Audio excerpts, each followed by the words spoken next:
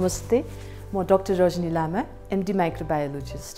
Triple sugar ion अथवा TSI test, यो test गरेर ग्राम नेगेटिभ जीवाणुले ल्याक्टोज, सुक्रोज र ग्लुकोज यी तीनटा सुगर्स फर्मेन्ट गर्छन् कि गर्दैनन्, यी सुगर्सहरू फर्मेन्ट गरेपछि ग्यास प्रोड्युस गर्छन् कि गर्दैनन्, अनि हाइड्रोजन सल्फाइड प्रोड्युस गर्छ कि गर्दैन भनेर जाँचिन्छ। यो मिडियामा TSI ट्रिपल सुगर आयन अगार मिडिया हुन्छ। यो मिडियामा ग्लुकोजको मात्रा सबभन्दा कम हुन्छ, जुन चाहिँ 0.1% हुन्छ। त्यसपछि सुक्रोज र ल्याक्टोज 1% इच हुन्छ। यसमा अरू पेप्टोन्स पनि हुन्छ। त्यसपछि फेरिक अथवा फेरस आयन्स हुन्छन्, अनि सोडियम थायोसल्फेट हुन्छ। यसमा pH इन्डिकेटरको रूपमा फिनोल रेड हुन्छ। यसमा के हुन्छ भने यो मिडियामा बट र स्ल्यान्ट हुन्छ। हाम्रो नन ल्याक्टोज फर्मेन्टर्सहरू छन् भने यिनीहरूले ग्लुकोजलाई फर्मेन्ट गरेपछि स्ल्यान्ट चाहिँ pH इन्डिकेटरको कलर चेन्ज भएर पहेँलोमा बदलिन्छ। के हुन्छ भने यसमा अब ग्लुकोज चाहिँ चाँडै नै युज्ड अप हुन्छ, सुक्रोज र ल्याक्टोज जुन चाहिँ फर्मेन्ट हुँदैनन् तिनीहरूले चाहिँ बसिरहन्छ।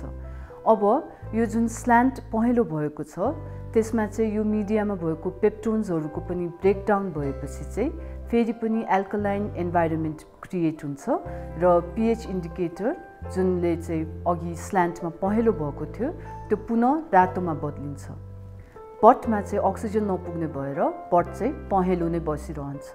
त्यही भएर नन ल्याक्टोज फर्मेन्टर्सको हकमा TSI को reaction alkaline slant by acidic butt अथवा red slant by yellow butt हुन्छ। त्यस्तो गरेर ल्याक्टोज फर्मेन्टर्स छन् भने चाहिँ यसमा भएको तीनटै सुगर्सहरू फर्मेन्ट हुन्छन् र acidic slant by acidic but, यानि कि पहेँलो स्ल्यान्ट बाई पहेँलो बट नै हुन्छ। र केही गरेर कुनै पनि सुगर्स फर्मेन्ट भएको छैन भने चाहिँ नो चेन्ज अथवा एल्कलाइन स्ल्यान्ट एल्कलाइन बट, रातो स्ल्यान्ट रातो बट हुन्छ। अब यी सुगर्सहरू फर्मेन्ट हुँदाखेरि एसिड प्रोड्युस भएपछि कलर चेन्ज भयो। अब ग्यास प्रोड्युस भएको छ कि छैन भनेर हेर्नको लागि चाहिँ केही गरेर ग्यास प्रोड्युस भएको छ भने यो मिडियामा क्र्याक्सहरू देखिन्छ अथवा बबल्सहरू देखिन्छ अथवा यो मिडिया चाहिँ पुस्टअप हुन्छ। त्यस्तै गरेर अर्को हामीले यसमा हेर्ने भनेको हाइड्रोजन सल्फाइड प्रोड्युस भएको छ कि छैन। अर्ग्यानिजमले केही गरेर हाइड्रोजन सल्फाइड प्रोड्युस गरेको छ भने चाहिँ यसमा भएको फेरिक अथवा फेरस आयनसँग रियाक्ट गरेर फेरिक सल्फाइड भन्ने कालो कम्पाउन्ड बनाउँछ, जुन चाहिँ देखिन सकिन्छ। अब हामी TSI टेस्ट गर्न गइरहेका छौँ। यो टेस्ट गर्नको लागि चाहिने सामग्रीहरू स्ट्रेट इनोकुलेटिङ वायर, TSI अगार मिडिया, अनि 18 देखि 24 घण्टा इन्क्युबेट गरेपछि ग्रो हुने कोलोनीको कल्चर प्लेट। TSI टेस्ट गर्नको लागि एउटा स्ट्रेट इनोकुलेटिङ वायर लिने, त्यसपछि यो कोलोनीमा एउटा कोलोनीमा छुने अनि यसलाई TSI अगार मिडियामा इनोकुलेट गर्ने।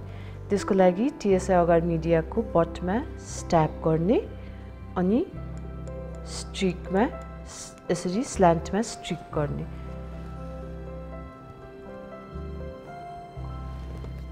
त्यसपछि यो अगार मिडियामा कटन लगाइदिने अनि इन्क्युबेटरमा 37 डिग्री सेन्टिग्रेडमा 18 देखि 24 घण्टासम्म इन्क्युबेट गर्न छोड्ने।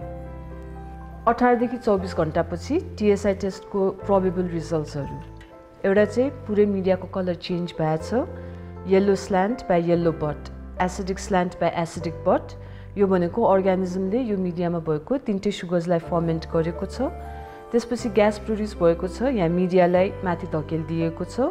यसमा कुनै पनि कालो तत्त्व नभएकोले H2S चाहिँ प्रोड्युस भएको छैन। अर्को रिजल्ट भनेको alkaline slant by acidic butt, red slant by yellow butt. यसमा अर्ग्यानिजमले ग्लुकोजलाई मात्र फर्मेन्ट गरेको छ, ल्याक्टोज र सुक्रोजलाई फर्मेन्ट गरेको छैन। यो मिडिया अलिकति पुस्टअप छ, त्यही भएर ग्यास प्रोड्युस भएको छ, H2S चाहिँ प्रोड्युस भएको छैन। अर्को रिजल्ट भनेको नो चेन्ज। यसमा red slant by red butt, alkaline slant by alkaline butt. यो भनेको चाहिँ यो अर्ग्यानिजमले कुनै पनि सुगरलाई फर्मेन्ट गरेको छैन। ग्यास प्रड्युस भएको छैन र H2S पनि प्रड्युस भएको छैन। अर्को प्रोबेबल रिजल्ट भने alkaline slant by acidic butt, red slant by yellow butt र यहाँ ग्यास प्रड्युस भएको छ र अलिकति हेर्नुहुन्छ भने यहाँ H2S पनि प्रड्युस भएको छ जुन चाहिँ कालो रङको देखिन सकिन्छ। यो TSI टेस्टको रिजल्ट चाहिँ 18 देखि 24 घण्टाभित्र नै रिड गर्नुपर्छ। 18 घण्टाभन्दा अगाडि रिड गर्यो भने फल्स नेगेटिभ रिजल्ट आउन सक्छ र 24 घण्टापछि पनि फल्स नेगेटिभ अथवा पोजिटिभ रिजल्ट आउन सक्छ।